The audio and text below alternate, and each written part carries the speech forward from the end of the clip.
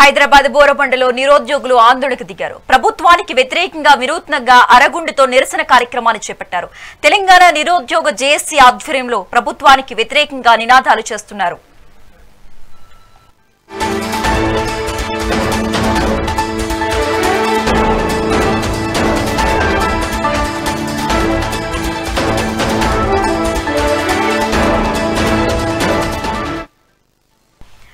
హైదరాబాద్ బోరబండలో నిరుద్యోగులు ఆందోళనకు దిగారు. ప్రభుత్వానికి వ్యతిరేకంగా వినూత్నంగా అరగుండుతో నిరసన కార్యక్రమాన్ని చేపట్టారు. ఇక ఇదే అంశానికి సంబంధించి మోర్ అప్డేట్స్ మా ప్రతినిధి హారిక లైవ్ ద్వారా అందిస్తారు. హారిక చెప్పండి, హైదరాబాద్ బోరబండలో నిరుద్యోగులు ఆందోళనకు దిగారు. అయితే ప్రభుత్వానికి వ్యతిరేకంగా వినూత్నంగా అరగుండుతో నిరసన కార్యక్రమాలు కూడా చేపట్టినట్లు తెలుస్తోంది. అయితే వాళ్ళ డిమాండ్స్ ఏంటి, దీనికి సంబంధించి పూర్తి డీటెయిల్స్ ఇవ్వండి.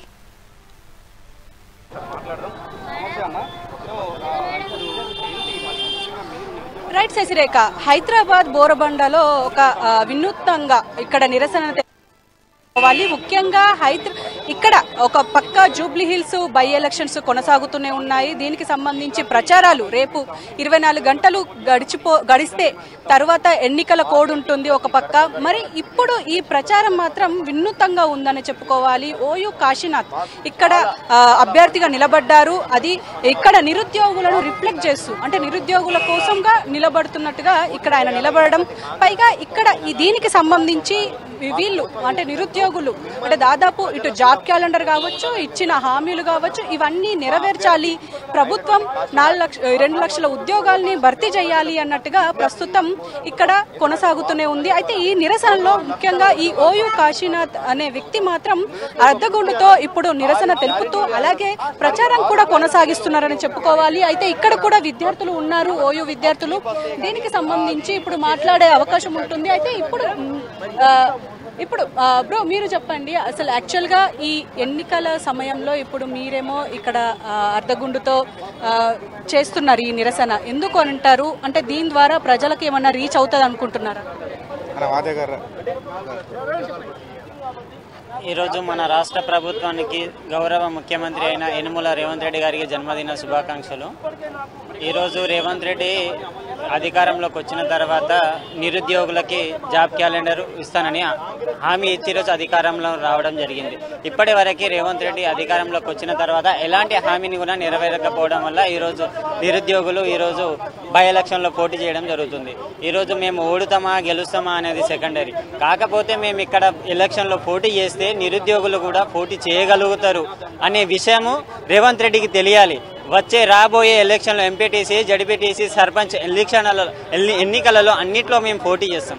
ఎందుకంటే మాకు ఉద్యోగాలు లేవు. ఉద్యోగ నోటిఫికేషన్స్ ఇస్తే మేము పోయి చదువుకుంటాం కదా, రోడ్ల పోండి తిరగం కదా. ఈ పనులు మాకు అవసరం లేదు.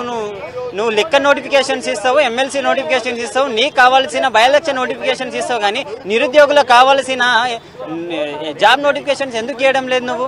అది ఇస్తే ఎవరి పనులు చేసుకుంటారు. నిరుద్యోగులకు ఇలా రస్తారోకులు చేయడం, ధర్నాలు చేయడం, అర్రగుర్తుంటూ ఇలా ఓట్ల ప్రచారం చేయడం అవసరం ఉండదు కదా.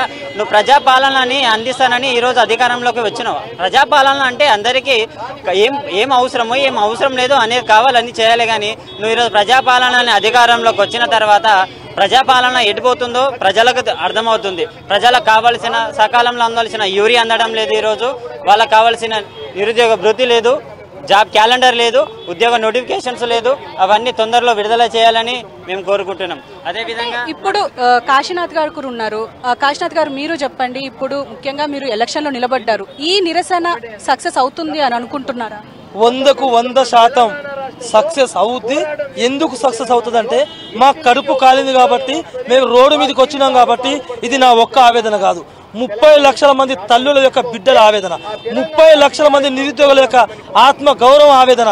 ఎందుకంటే ఇప్పటికే ఈ తెలంగాణ రాష్ట్రంలో నిరుద్యోగులతో పాటు 4 కోట్ల మంది ప్రజలు మోసపోయినారు, తల్లులు మోసపోయినారు, చెల్లెలు మోసపోయినారు, అక్కలు మోసపోయినారు. కాబట్టి ఈ మోసానికి ప్రతీకారంగానే ఇవాళ తెలంగాణ రాష్ట్ర నిరుద్యోగుల ఇవాళ జూబ్లీస్ మేము నిలబడి ఇవాళ నిరసన కార్యక్రమం తెలియజేసి బరాబర్ చెప్తా ఉన్నాం.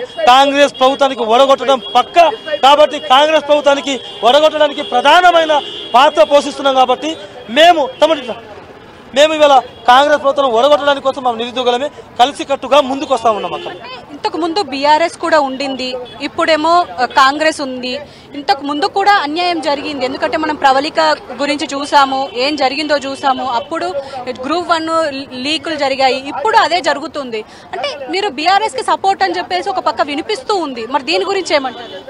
అక్క నేను నిజంగానే బీఆర్ఎస్ కి సపోర్ట్ అయి ఉంటే ఇవాళ గుండు కొట్టుకోవాల్సిన అవసరం నాకు లేదు. నిజంగానే బీఆర్ఎస్ కు నేను అమ్ముడు పోయి ఉంటే ఇవాళ రోడ్డు మీదకి రావాల్సిన అవసరం నాకు లేదు. నిజంగా నేను బీఆర్ఎస్ కు చెప్పిన విధంగా చేయాలనుకుంటే ఏదో వాళ్ళు ఇచ్చిన 15-20 లక్షలు తీసుకుని ఎక్కడినో ఒకటి చొక్కటి వెళ్ళిపోవాల్సింది. ఎందుకంటే నాకు డబ్బులు ఎందుకు అక్క, నాకు డబ్బులు అవసరం లేదు, నాకు ఉద్యోగం కావాలి. ఉద్యోగం కోసం నేను ముందుకు వచ్చిన, నా బిడ్డలకు ఉద్యోగం కావాలి, ఉద్యోగం కోసం కొట్లాడుతున్నా. గతంలో ఉన్న ప్రభుత్వం ఉద్యోగం ఇవ్వలేదు కాబట్టి మేము ఒడగొట్టినాం, ఈ ప్రభుత్వం తీసుకొచ్చినాం. ఈ ప్రభుత్వం మాకు యముడుగా శాపంగా మారింది కాబట్టి ఈ ప్రభుత్వాన్ని కూడా గద్దె దింపడానికి కోసం ఏ ఒక్క తల్లికి చెప్తా ఉన్నా, ఏ ఒక్క తమ్ముడు చెప్తా ఉన్నా, ఏ బహిరతం చెప్తా ఉన్నాం, బరాబర్ కాంగ్రెస్ కు ఓటేద్దని చెప్తా ఉన్నాం. నన్ను ఓటేసి గెలిపిమని చెప్తా ఉన్నాం. ఏ పార్టీ కూడా ఓటేయద్దని చెప్తా ఉన్నా.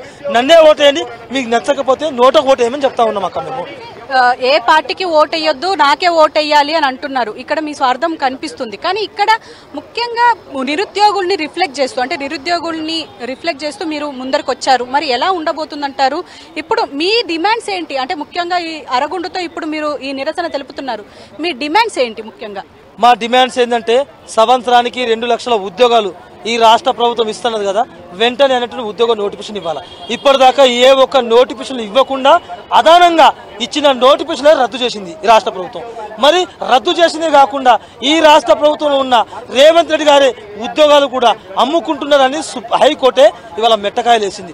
మరి ఇవాళ నా బిడ్డలకు ఉద్యోగాలు కోల్పోయారు, వాళ్ళ యొక్క పరిస్థితి ఏంది, వాళ్ళ యొక్క బతికేంది? మరి మిమ్మల్ని మేము ఏరికోరి తెచ్చుకుంటే ఎగిదెగిరి తన్ని అన్నట్టు ఒక సామెత ఉంది. ఏరికోరి తెచ్చుకున్న మొగల్ని ఇవాళ ఎగిదెగిరి తన్ని అంటే ఈ రేవంత్ రెడ్డి కూడా మేము ఏరికోరి నిరుద్యోగం తెచ్చుకున్నాం కాబట్టి మమ్మల్ని ఎగిరి తంతున్నాడు. కాబట్టి మా డిమాండ్ ఏంటంటే బరాబర్ జీవో నంబర్ 46 రద్దు చేయాలి, బరాబర్ జీరో నంబర్ 29 రద్దు చేయాలి. ఈ రద్దు చేస్తేనే నా యొక్క బిడ్డలకు, స్థానికంగా ఉన్న బిడ్డలకు ఉద్యోగ అవకాశాలు వస్తాయి. ఈ గడ్డపైన పుట్టిన ప్రతి ఒక్క బిడ్డకు న్యాయం జరుగుతుంది. కాబట్టి ఈ జీవోల పేరు చెప్పి ఇప్పటికే నా తెలంగాణలో ఉన్న చాలా బిడ్డల యొక్క గొంతు ఈ రాష్ట్ర ప్రభుత్వం కోసింది. కాబట్టి మరొకసారి ఎవరు కూడా మోసపోదని చెప్పి 2 లక్షల ఉద్యోగాలు ఎప్పుడు ఇస్తావు, మరి 3116 అన్నటువంటి నిరుద్యోగ వృద్ధి ఎప్పుడు ఇస్తావు, ఇవి అన్ని హామీలు ఎప్పుడు నెరవేర్స్తావు, ఈ జూబ్లీ సాక్షిగా నువ్వు ప్రకటించు. ఇప్పుడు నువ్వు రోడ్ షో చేస్తున్నావు కదా, దానిలో చెప్పు, సమాధానం చెప్పు. ఈ రేవంత్ రెడ్డి గారు సమాధానం చెప్పాలా అంటే రేపు ఇప్పుడు 2 రోజుల్లో మళ్ళీ ఎలక్షన్ కంప్లీట్ అయ్యబోతుంది. తర్వాత రిజల్ట్స్ వచ్చేస్తాయి. తర్వాత ఏంటి అంటే మళ్ళీ కాశీనాథ్ నిరుద్యోగుల కోసం పోరాడతారా? ఖచ్చితంగా 100% నిరుద్యోగుల పక్షాన కొట్లాడతా, నిరుద్యోగుల పక్షాన నిలబడతా. ఎందుకంటే రేవంత్ రెడ్డి గారు ఏమంటున్నారంటే నేను మీకోసం ఉన్న అండగా ఉంటా, జూబ్లీస్ ప్రజలకు నేను ఇచ్చిన హామీలు నెరవేర్చుకుంటా, అక్క చెల్లెలకు ఇచ్చిన మాట నెరవేర్చుకుంటా. ఎందుకంటే ఇక్కడ నిలబడ్డ బిడ్డ ఇవాళ బీసీ బిడ్డ కాబట్టి గెలిపించాలనుకుంటున్నావు. మరి నువ్వు ఇచ్చిన హామీలు ఇప్పటిదాకా ఎంత నెరవేర్చినావు? ఇక్కడ బీసీ బిడ్డలపైనే నువ్వు ఇలా విషయం కక్తా ఉన్నావు. ఇక్కడ బీసీ బిడ్డలపైనే ఇవాళ రాష్ట్రంలో ఉన్న మీ కాంగ్రెస్ ప్రభుత్వమే మోసం చేస్తా ఉన్నది. కాబట్టి ఇప్పటిదాకా ఎంతమందికి న్యాయం చేసినావు, ఎంత ఉద్యోగాలు ఇచ్చినావు, ఎంత ఉద్యోగాలు ఫిల్ చేసినావు. నిజంగా నీకు దమ్ము ధైర్యం ఉంటే ఒక ఏజెంట్ ధర రిలీజ్ చేయి, ఎంత ఇచ్చినావు ఏం ఏం చెప్పదలుచుకున్నారు? ఫైనల్ గా ఏం చెప్తున్నానంటే బరాబర్ రాష్ట్ర ప్రభుత్వం మా యొక్క డిమాండ్ నెరవేరకపోతే, ఈ రాష్ట్ర ప్రభుత్వం మా యొక్క సమస్యలు పరిష్కరించకపోతే, మా యొక్క విద్యార్థుల పక్షాన ఉండకపోతే, మా నిరుద్యోగుల పక్షాన ఉండకపోతే, మా ప్రజల పక్షాన ఉండకపోతే, మా జూబ్లీస్ ప్రజల పక్షాన ఉండకపోతే మేము నిన్ను గిఫ్ట్ ఇస్తున్నాం. ఈ రాష్ట్ర ప్రభుత్వాన్ని కావచ్చు, సోనియా గాంధీ కావచ్చు, రాహుల్ గాంధీ కావచ్చు, ఈ రాష్ట్రంలో ఉన్న ముఖ్యమంత్రి కావచ్చు, మేము ఏ విధంగా గిఫ్ట్ ఇస్తున్నామంటే ఈ జూబ్లీస్ ని కాంగ్రెస్ ప్రభుత్వం ఒడగొట్టి మిమ్మల్ని గిఫ్ట్ గా పంపిస్తాం. సో ఇది శశిరేఖ. ముఖ్యంగా హైదరాబాద్లోని ఈ జూబ్లీ హిల్స్ నియోజకవర్గంలో ఒక పక్క ఎన్నికలు, ఇంకో పక్క నిరుద్యోగుల సమస్య. ఇప్పటికే నిరుద్యోగుల గురించి మనం ఎప్పటికప్పుడు వింటూనే ఉన్నాం. పేపర్ లీకులు కావచ్చు, ఇవన్నిటికి సంబంధించి ఇటు కాంగ్రెస్ ప్రభుత్వం మాత్రం ఒక నిర్ణయం తీసుకోవాలి. ఒక పక్క 2 లక్షల ఉద్యోగాలు ఇవ్వాల్సింది ఉంది, అవి శాంక్షన్ చేయాలి. అలాగే జీవో నంబర్ 29తో పాటు ఇంకా ఎన్ని జీవోలు అయితే ఉన్నాయో అవన్నీ ఎత్తివేస్తే మేమందరం హ్యాపీగా జాబ్స్ చేసుకుంటాం, మాకు అందరికి జాబులు వస్తాయి. ఇప్పుడు కాంగ్రెస్ ప్రభుత్వమే ఈ నిరుద్యోగులకు అడ్డుపడుతున్నది అని చెప్పేసి అయితే వీళ్ళు క్లియర్ గా చెప్తున్నారు. ముఖ్యంగా నిరుద్యోగులకు ఖచ్చితంగా నష్టం జరుగుతుంది అన్నది మాత్రం వాస్తవమే అని చెప్పాలి. అయితే ఈ నిరుద్యోగులకు సంబంధించి అంటే ఇటు కాశీనాథ్ కావచ్చు, ఇంతకు ముందు మనం చూసాము అస్మా అనే అమ్మాయి కూడా నిరుద్యోగుల్ని రిఫ్లెక్ట్ చేస్తున్నాను అని చెప్పేసి ఆవిడ కూడా వాళ్ళ తరపున పోరాడతాను అని చెప్పేసి ఆవిడ వచ్చారు. అంటే ఇలా దాదాపు ఇటు కాంగ్రెస్కి వ్యతిరేకంగానే ఇక్కడ ప్రస్తుతం పోరాటం జరుగుతుందనే చెప్పుకోవాలి. అంటే ఎవరికి అంటే ఇటు కాంగ్రెస్కి ఓట్లు ఎవరు వెయ్యొద్దు అన్న కోణంలోనే ఇటు జరుగుతుంది. అంటే మరి ఇప్పుడు కాశీనాథ్ని అడిగినట్టుగా బీఆర్ఎస్కి మీరు సపోర్ట్ చేస్తున్నారా అంటే ఖచ్చితంగా సపోర్ట్ చేయట్లేదు, నేను ఇండివిజువల్గానే ఇక్కడ వర్క్ చేస్తున్నాను. అలాగే నిరుద్యోగులు కావచ్చు, ఇటు విద్యార్థులకు సంబంధించింది కావచ్చు, మేము వాళ్ళ తరపునే మేము వాళ్ళ పక్షాలనే ఉంటాము, ఇన్ ఫ్యూచర్లో కూడా మేము అలాగే ఉంటాము అని చెప్పేసి ఇక్కడ చెప్తున్న పరిస్థితి. Shashirekha. Okay right, thanks for the updates Harika.